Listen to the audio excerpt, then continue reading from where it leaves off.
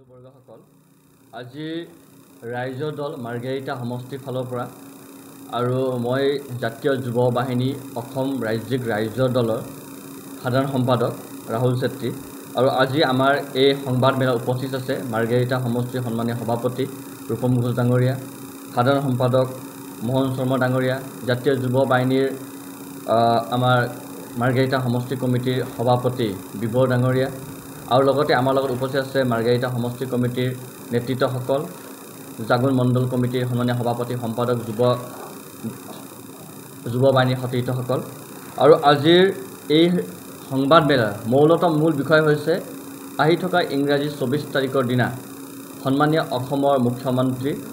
হিমন্ত বিশ্ব শৰ্মাক মাৰ্ঘেৰিটা সমষ্টিৰ আগমন আৰু তেখেতৰ বিশাল গণসভা সম্বোধন মাৰ্ঘেৰিটা বাঁশবাৰী স্থিত খেলপথাৰ। পোনপ্ৰথমতে আমি মাৰ্ঘেৰিটাৰ যিহেতু এক খুব সাংস্কৃতিবান ঠাই আৰু এখন স্বাভিমানী অসমীয়া মানুহে বসবাস কৰা ঠাই, সেই স্বত্তে আমি ৰাইজৰ দলৰ তৰফৰ পৰা অসমৰ মাননীয় মুখ্যমন্ত্ৰীৰ যি চৰকাৰী অনুষ্ঠান আছে আহি থকা 24 তাৰিখৰ দিনা, সেই 24 তাৰিখৰ দিনা আমি উক্ত অনুষ্ঠানত আমি সন্মানীয় মুখ্যমন্ত্ৰী ডাঙৰীয়াক ৰাইজৰ দলৰ তৰফৰ পৰা আমি তেখেতক আমি আদৰণি জনাইছোঁ। আৰু একে সময়তে আমি ৰাইজৰ দলৰ তৰফৰ ফালৰ পৰা আমি বিশেষ এক চৰকাৰী কৰ্মচাৰী বিষয়াসকলক অনুৰোধ জনাইছোঁ যে 24 আগষ্ট তাৰিখৰ দিনা মাননীয় মুখ্যমন্ত্ৰী মহোদয় মাৰ্ঘেৰিটা স্থিত বৰগোলাই যি খেলপথাৰ আহি আছে, এয়া হৈছে এক সম্পূৰ্ণভাৱে আপোনাৰ এক চৰকাৰী অনুষ্ঠান, যাতে এই চৰকাৰী অনুষ্ঠানক বিশেষ এক ৰাজনৈতিক দলৰ সভা হিচাপে এটা পৰিগণিত যাতে নকৰে। আমি পুনৰ এবাৰ কৈছোঁ, উই ৰিপিট, যে মাৰ্ঘেৰিটাত মাননীয় মুখ্যমন্ত্ৰী মহোদয় ডাঙৰীয়াই বাঁহবাৰী স্থিত খেলপথাৰত যেতিয়া আহিব, এই সভাটো যাতে চৰকাৰী অনুষ্ঠান হৈ থাকে, এই অনুষ্ঠানটো যাতে কোনোপধ্যে এখন বিশেষ ৰাজনৈতিক সভা অৰ্থাৎ বিজেপিৰ সভাত যাতে এইটো পৰিগণিত নহয়, তাৰ কাৰণে আমি দৃষ্টি নিক্ষেপ কৰিছোঁ। আৰু ইয়াৰ কাৰণে আমি অসমৰ চৰকাৰী ব্যৱস্থা আমলা বিষয়াসকলকো আৰু বিশেষকৈ তিনিচুকীয়া জিলা আৰু মাৰ্ঘেৰিটা জিলাৰ বিষয়া আমলাসকলক দৃষ্টি নিক্ষেপ কৰিবৰ কাৰণে আমি অনুৰোধ জনাইছোঁ। আৰু দ্বিতীয়তে আমি এটা কথা ক'বলৈ বিচাৰিছোঁ, আহি থকা 24 তাৰিখৰ দিনা অসমৰ মাননীয় মুখ্যমন্ত্ৰীয়ে প্ৰায় 16,000 মহিলা বৰ্গসকলক 10,000 টকাৰ চেক বা অনুদান আগবঢ়াম বুলি তেখেতে ইতিমধ্যে ঘোষণা কৰিছে। আমি সামাজিক মাধ্যমত আমাৰ দৃষ্টিগোচৰ হৈছে। আৰু তাৰ লগে লগে যিহেতু আপোনালোক সকলোৱে জানে মাৰ্ঘেৰিটা খুব এখন ধনী অঞ্চল নহয়, ইয়াত বহুতো কৃষি প্ৰধান লগত আমাৰ অঞ্চলত বহুতো মানুহবোৰ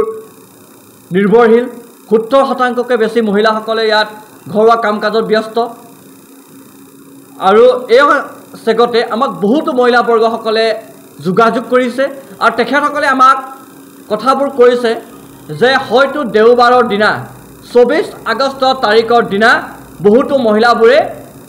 এই 10,000 চেক বিতৰণ কৰাৰ সময়ত উপস্থিত থাকিব তেওঁলোকে নোৱাৰে, বিভিন্ন কাম কাজৰ কাৰণে আৰু বিভিন্ন ৰাস্তা পদূলি বেয়া হৈ যোৱাৰ কাৰণেও। এই ক্ষেত্ৰত আমি এটা কথা ক'বলৈ বিচাৰিছোঁ, মাৰ্ঘেৰিটা সমজিল্লাৰ নেতৃত্বসকলক, চৰকাৰী আমলা বিষয়াসকলক, যিহেতু এক চৰকাৰী অনুষ্ঠান, চৰকাৰী আঁচনি আগবঢ়াবলৈ মাননীয় মুখ্যমন্ত্ৰী মহোদয় আহি আছে, আৰু যদি কোনোবা মহিলাবৰ্গসকলে যাব নোৱাৰে, এই চেকখন তেওঁলোকে যদি সেই সময়ত ৰিচিভ কৰিব নোৱাৰে, তেতিয়াহ'লে তেওঁলোকৰ ঘৰত চেক দিয়া ব্যৱস্থা যাতে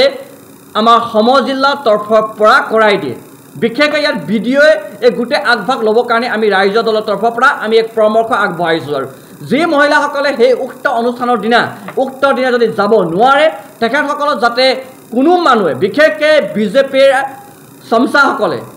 বিশেষকৈ বিজেপিৰ কালি পৰহি পঞ্চায়ত নিৰ্বাচনত জয় হোৱা সেই ব্যক্তিসকলে যাতে তেওঁলোকক ব্লেকমেইলিং নকৰে যে যাবই লাগিব বুলি, এই কথাটো আমি তেখেতসকলক সকিয়নি প্ৰদান কৰিছোঁ। আৰু একে সময়তে আমি মাননীয় মুখ্যমন্ত্ৰী মহোদয় ডাঙৰীয়া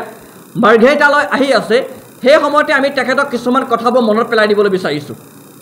হয়তো আমাৰ স্থানীয় সন্মানীয় বিধায়ক ভাস্কৰ শৰ্মা ডাঙৰীয়াই হয়তো তেখেতক এই কথাবোৰ মনত পেলাই দিয়া নাছিলে চাগে, যাৰ বাবে আমাৰ বহুতো অধৰুৱা কামবোৰ আজি পৰ্যন্ত আৰম্ভই হ'ব নোৱাৰিলে, বহুতো অধৰুৱা কামবোৰ আজি পৰ্যন্ত অধৰুৱাই ৰৈ গ'ল। আৰু পোনপ্ৰথমতে আমি মাননীয় মুখ্যমন্ত্ৰী মহোদয় ডাঙৰীয়াক ক'বলৈ বিচাৰিছোঁ, যি সময়ত আপুনি স্বয়ম্ভু মুখ্যমন্ত্ৰী আছিলে যি সময়ত সৰ্বানন্দ সোণোৱাল ডাঙৰীয়া নেতৃত্ব বহন কৰি থকা সময়ত মুখ্যমন্ত্ৰী হিচাপে সেই সময়ত আপুনি নিজে নিজকে স্বয়ম্ভু মুখ্যমন্ত্ৰী বুলি ঘোষণা কৰিছিলে আৰু সেই সময়ত আপুনি মাৰ্ঘেৰিটা বাকী ৰাইজৰ কাষত আহি বহুতো বিলাসী আঁচনি কথাবোৰ কৈছিলে আজি সেই প্ৰতিশ্ৰুতি কথাবোৰ আপোনাৰ মনলৈ আমি পেলাই দিবলৈ বিচাৰিছোঁ আজি সেই কথাবোৰ আপোনাৰ মনত আমি পুনৰ এবাৰ দোহাই দিবলৈ বিচাৰিছোঁ ৰাইজৰ দলৰ তৰফৰ ফালৰ পৰা আপুনি ইয়াত আহি কৈছিলে পাৱাৰ প্লেণ্ট প্ৰজেক্টৰ কথা কৈছিলে